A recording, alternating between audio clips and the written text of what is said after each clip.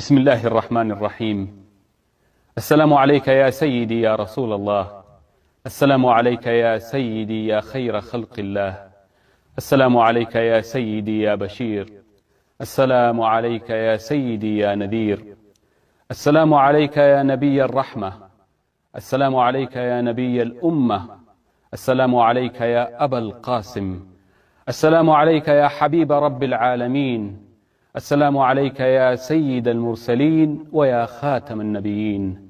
أشهد بأنك يا سيدي يا رسول الله قد بلغت الرسالة وأديت الأمانة ونصحت الأمة وجاهدت بالله حق جهاده حتى أتاك اليقين. اللهم صل وسلم وبارك على سيدنا محمد صاحب الوجه الأنور والجبين الأزهر.